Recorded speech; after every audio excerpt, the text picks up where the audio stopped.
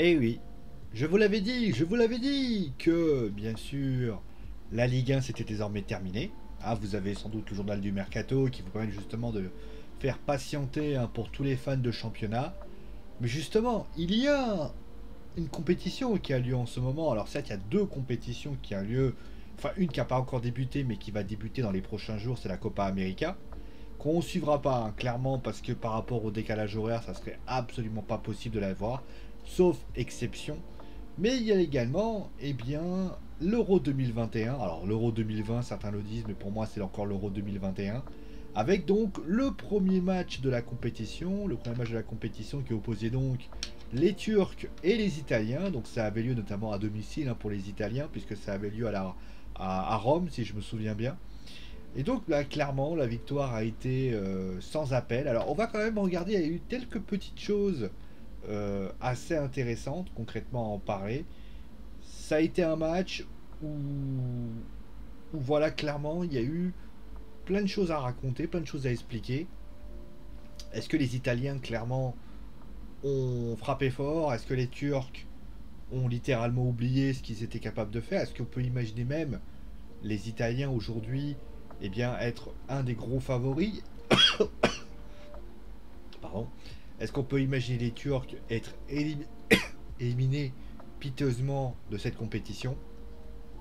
C'est justement ce qu'on va essayer de voir dans cette foot zone. Donc on va commencer tout de suite avec les Turcs. Après on va finir avec l'équipe qui a gagné, bien évidemment. Alors juste pour précision, parce que je sais que certains vont commencer à m'insulter, je tiens à signaler une chose. Les noms turcs, je sais pas les prononcer. Voilà, c'est pas la peine de venir m'insulter maintenant, à partir de maintenant. Vous êtes au courant. Les noms turcs, je sais pas les prononcer. Alors je vais les écorcher, je vais les détruire, je vais peut-être littéralement défoncer les noms turcs. Mais je préfère vous préciser, voilà, avant que certains ne hurlent. Voilà, les noms turcs, je ne sais pas les prononcer, donc ne soyez pas surpris. Si jamais, eh bien, ça devient un viol, on va dire, alphabétique et littéralement au niveau de tout ça. Bon, qu'est-ce qu'on peut dire de la Turquie concrètement? Eh bien, la Turquie, ils avaient quand même pas mal de joueurs de Ligue 1 qui étaient présents, notamment, avec notamment 3 joueurs de Ligue 1 qui sont été proposés. On pense notamment à Selic, Yacidje, bien sûr, qui n'est pas toujours titulaire à Lille, notamment 3 Lillois, hein, et notamment Burak Yılmaz, bien sûr, le buteur du LOSC. Et concrètement, il y a une chose qu'on peut dire du côté de la Turquie, c'est qu'elle a sans doute fait. Alors, est-ce que c'était volontaire ou involontaire? Ça, je ne sais pas. Mais concrètement, cette équipe de Turquie a fait l'erreur qui, pour moi, a été au bout d'un moment destructeur. C'est qu'ils se sont dit, on va tenter de faire le match nul. Parce que dans le classement, en fait, dans le championnat, on a quand même le Pays de Galles et la Suisse. Et la Turquie est peut-être, et l'Italie est peut-être l'adversaire le plus difficile. Donc ils se sont dit, on va ramener un point. Et après, on va pouvoir essayer de faire quelque chose. Le problème, c'est que ça n'a pas marché comme prévu. On a eu des Italiens extrêmement offensifs, qui ont, d'ailleurs, ce que j'aime beaucoup, hein, parce qu'on parle beaucoup de l'Italie, de ce qui a été proposé, mais il faut quand même le reconnaître, les Italiens, eh ben, ils ont été offensifs, ils ont fait beaucoup de jeux, voilà, c'était très très bien. Et au final, bah, les Turcs ont absolument pas essayé de dominer, je dirais même plus, se sont beaucoup mis dans un jeu très défensif. Ils ont rien montré, clairement, ils ont rien montré. Mais je pense que dans l'idée de la Turquie, c'était de se dire, voilà, on va attendre tranquillement. On a une équipe de Suisse qui est quand même une équipe qui n'est pas l'équipe de ouf. Et on a notamment de côté, on a d'autre côté, on a également euh, le Pays de Galles qui est, on rappelle, hein, quand même, qui a été battu par la France, mais qui a quand même, c'est pas non plus des foudres de guerre. Donc ils se sont dit, on va peut-être réussir à récupérer au moins cette deuxième place, qui sera quand même qualifiée, parce que les Italiens vont se qualifier, ça y a pas de souci là-dessus. Donc ils se sont dit peut-être ça, mais c'est la démonstration concrètement, voilà, que aujourd'hui, quand vous jouez un match, quel que soit ce match, quand vous jouez un match et que ce match vous dit jouer, on va dire, avec une certaine petitesse, et que vous dites dans votre tête, je vais jouer très défensif, bah, malheureusement, la sanction est sans appel. La sanction est sans appel, on l'a vu clairement. Il y a eu pas mal de défaites, voilà. Franchement, une défaite qui a été assez logique. C'est pour ça, voilà. Alors certes, cette défaite, parce qu'on va revenir maintenant aux Italiens, cette défaite, elle a mis du temps à se dessiner. C'est vrai qu'il y a eu... Alors, étonnamment, il n'y a pas eu beaucoup d'occasions du côté italien. Il y a eu quelques jeux, on a eu notamment par exemple Spinazzola qui a beaucoup débordé sur le côté gauche. On l'a vu notamment faire beaucoup de débordements. D'ailleurs, ça a tranché avec Florenzi, qui a beaucoup joué très défensif, contrairement à ça. Alors, est-ce qu'il avait peur des fulgurances justement de Salah Noglu, voilà, désolé si je prononce mal, ou Meras? Est-ce qu'il avait peur justement du style de jeu de Yacidje? Est-ce que c'était ça la situation? Je ne sais pas. En tout cas, Florenzi a joué pas mal défensif. Et il y a pas mal de débordements sur le côté droit. L'autre côté, eh bien, on a eu beaucoup de facilité sur le côté gauche. Il y a eu des joueurs notamment, mais c'est vrai que ils ont bien joué, ils ont dominé le match, clairement. Mais j'ai trouvé qu'ils étaient maladroits devant le but. Quand tu regardes le but, regardez par exemple la première mi-temps, ils ne créent pas beaucoup d'occasions. Ils ont des actions qui sont intéressantes, mais dans les faits, tu as souvent un ballon qui a été contré par un Turc. Tu as pas vraiment d'occasion franche. Tu as une frappe, je crois que le gardien Tsakir détourne, mais à part ça, il n'y a pas grand-chose. Et concrètement, à part ce moment-là, on n'a pas grand-chose à se mettre sous la dent. Et c'est vrai que les Italiens, bah, si t'es pas un peu plus tueur, tu vas perdre ton euro en fait. C'est peut-être la seule bémol que je pourrais dire de cette équipe, qui a fait un bon match, clairement, un match plein, construit, notamment aussi, je rappelle qu'il y a quand même un absent de taille du côté italien. Alors je sais que certains vont dire que c'est pas un absent de taille, mais c'est quand même l'absence de Verratti, qui est mais Barella a très très bien joué son rôle. Mais concrètement, quand tu vois l'équipe de Turquie, qui a joué très défensif, aujourd'hui tu peux pas considérer que l'Italie est favorite. Pourquoi? Parce que si la Turquie avait vraiment fait le jeu, alors d'un côté, ceux qui sont italiens me diraient, oui mais attention, je suis désolé, est-ce que le fait que l'Italie a beaucoup dominé n'a pas fait aussi que les Turcs ont décidé de jouer derrière? C'est vrai. C'est vrai, à ce moment-là, moi je m'incline tout à fait.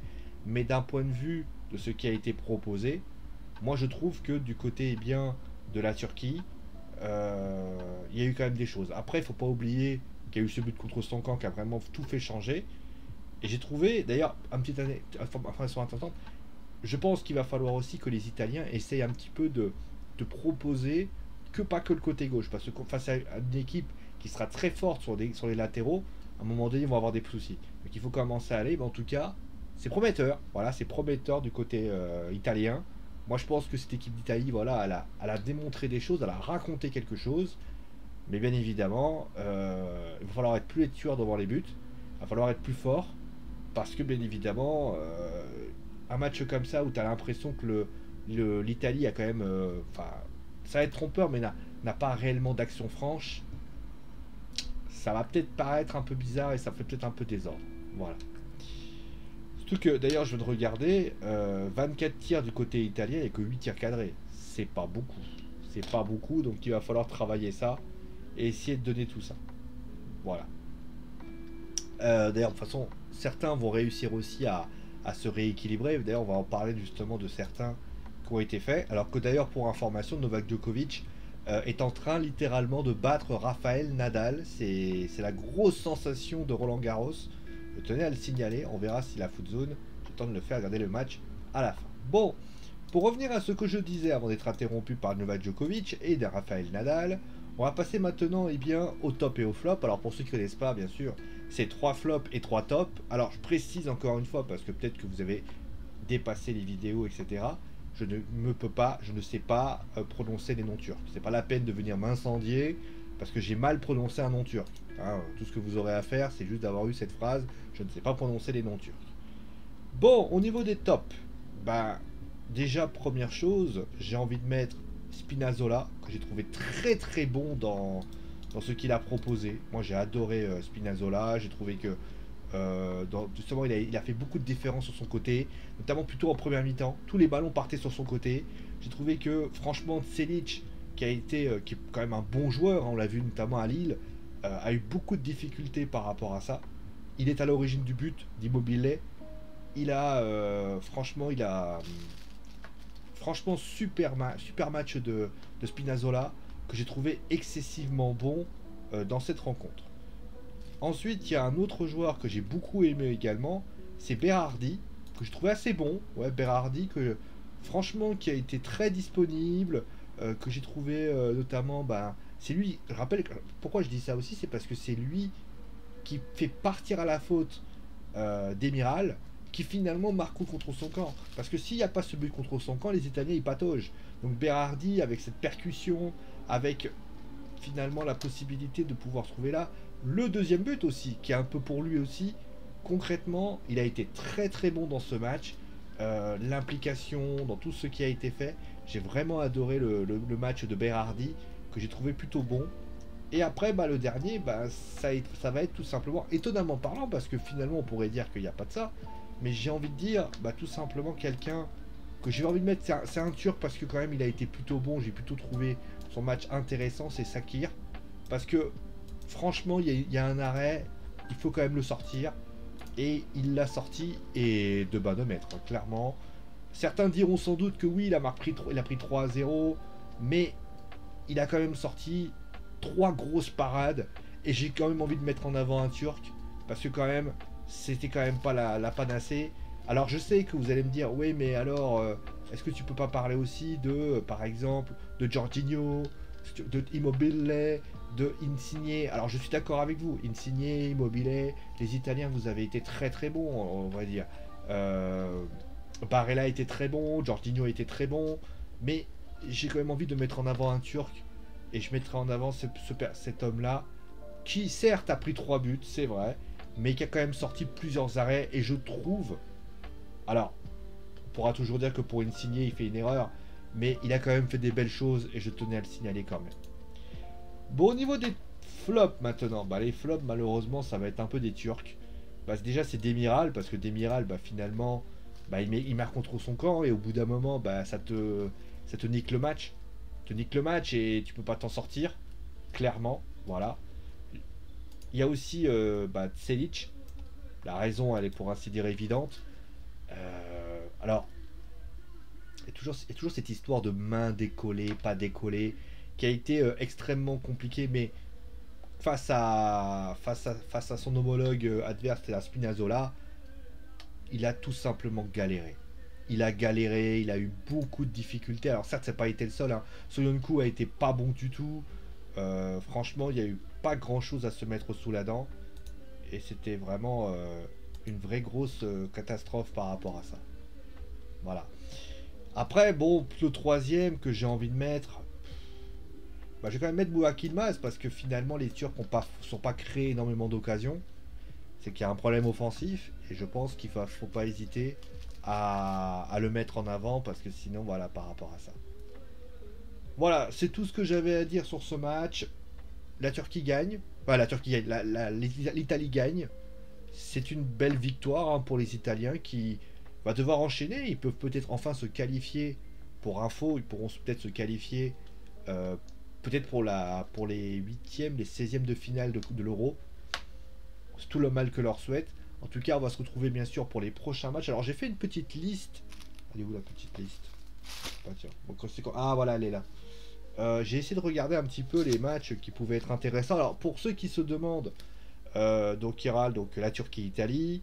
Il y aura moins de matchs de l'Euro pour les phases éliminatoires. Je vais vous expliquer pourquoi. Parce que déjà je travaille la semaine, ce qui est quand même important de le signaler. Mais il y a aussi le fait qu'il y a l'E3 aussi qui déroulera en même temps. Donc l'E3, pour information, c'est ici. Hein, je vais vous... voyez, c'est ici. Ah, non, excusez-moi si je le mets à l'envers. Je le mets comme ça. Bah, c'est un peu flou, mais bon, hein, voilà. Bon, bref. Voilà, donc il y a ça. Donc je vais vous expliquer un peu comment ça se passe. Donc il y aura Angleterre-Croatie, France-Allemagne, bien évidemment. Angleterre-Écosse, Hongrie-France, Portugal-Allemagne et Portugal-France. C'est pas dit, c'est possible qu'on rajoute des matchs. Et j'ai pas envie d'alourdir à outre mesure pour alourdir. Voilà. Je précise pour information, donc je précise quand même pour le 3, je ferai la signaler. Demain, soyez présents le 12 juin, donc sur Twitch, pas sur YouTube. Sur Twitch, ça sera à 21h pour Ubisoft, et après on ira voir Gearbox. Il y aura le show pour le catch, il y aura le show de WWE SmackDown et les pronostics de In Your House. Après, vous avez le 13 juin, on va faire 19h, il n'y aura pas la conférence Bethesda, mais il y aura la conférence Square Enix. Vous aurez la rediff de Inbox Bethesda à 17h qui vous sera proposée. Il y aura peut-être la conférence Capcom. Et pour information, donc on terminera avec Nintendo et Bandai Namco, avec notamment le catch, etc. Voilà, c'est tout dit. Merci à vous tous à suivre. Si vous voulez, portez-vous bien. Et gros bisous tout le monde. Et mon dernier mot, parce que j'ai dit. Et vive le football!